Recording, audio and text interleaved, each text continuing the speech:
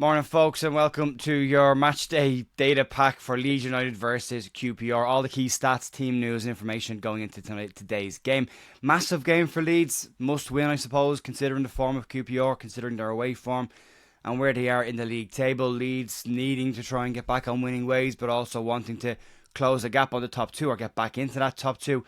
And also start to open a little bit of a gap between them and some of the sides in the playoffs. They could do that this weekend. The way the games are stacked up, Leeds could essentially open a 4 or 5 point gap between them and some teams just below them if they can get back into those top two spots. A lot of their rivals won't play until tomorrow, so Leeds have a really good opportunity, at least for 24 hours, to get back into the automatic spots. We'll go through the form guide, the team news for both sides. We will look at the key form for this particular fixture, head-to-head records, Cifuentes versus Firpo, and we'll look at some key statistics and predicted lineups for this game. Let me know down below your score predictions for today's game. I think it's a 2-0 win to Leeds, pretty comfortably. I think they could do 4 here, but I think the way things have been in the last couple of weeks, I think 2-0 win, just get the win, is important right now. Let me know your lineup selection below as well if you're watching this early. Start off though with the form guide. Leeds United's form going into this game, sitting third in the league table. And in the last 5, 3 wins, 1 draw and 1 loss the last time out for Leeds United against Millwall. Sitting, as I said, in third. 3 points will put Leeds second overnight, at least 1 point behind Sunderland, and will then open the gap between Leeds, Watford and Burnley to 4 and 5 points respectively. QPR's perspective, their last 5 games, 2 losses, 3 draws in their last 5, sitting 23rd in total, second bottom in the league, and under some real pressure for them. Firpo versus Cifuentes, the head-to-head. They've only met once in this, and that was last year when Cifuentes got the upper hand up at Loftus Road, beating Leeds 4-0 in that game and ending Leeds' automatic promotion hopes for last season. The key form in this game will be Leeds' home record versus QPR's away record. And from a home perspective, it's very good looking for Leeds. Leeds in 5 wins from 7 home games, only 1 loss in there, scoring 15 goals and conceding only 5 in those games. From a QPR away perspective, they're 15th in the away league table. They've got 1 win from 6 away games, scoring twice and conceding 8 in that time as well.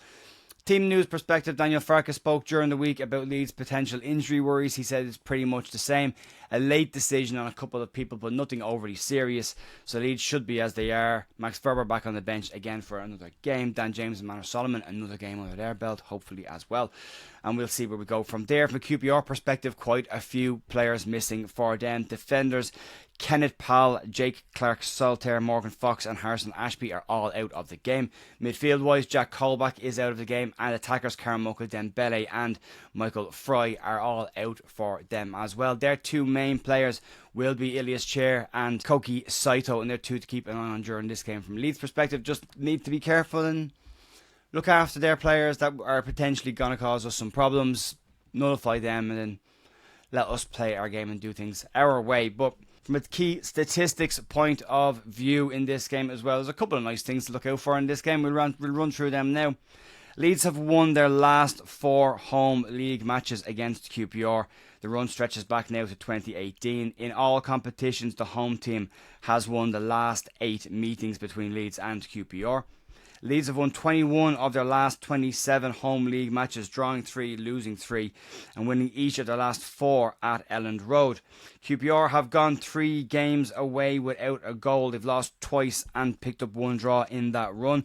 And Dan James, coming into this game, has been involved in 16 goals in his last 17 home games in the Championship, 11 goals and 5 assists. He's continually a player people look to take out when they're talking about freshening things up, and when you look at the numbers, he still continues to be effective for Leeds, even if he's only coming back to full fitness right now. From a starting 11 perspective for Leeds coming into this game, predicted lineup, I don't see Daniel Farke making many changes. He did talk during the week about possibly freshening the pack up, whether that's a misdirect for the opposition manager or whether he's seriously considering doing it.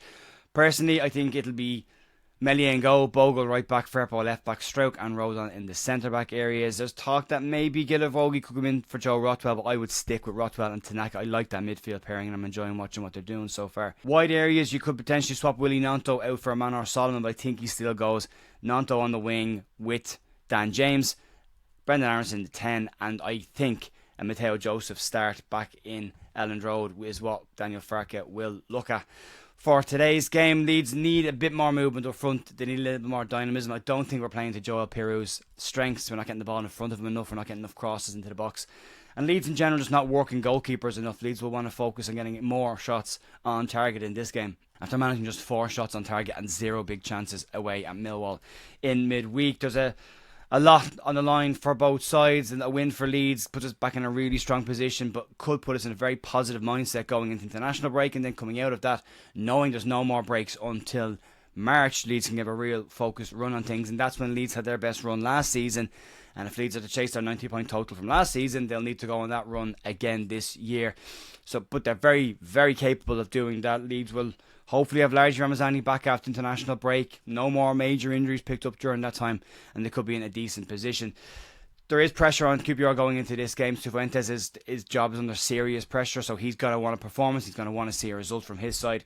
The players there are going to want to get out of the bottom 2 as well, because there is a gap starting to open between them and safety in the championship already. So they're going to want to fix that one. But yeah, let me know down below what you think the score is going to be today. Let me know what you think the lineup predictions are going to be.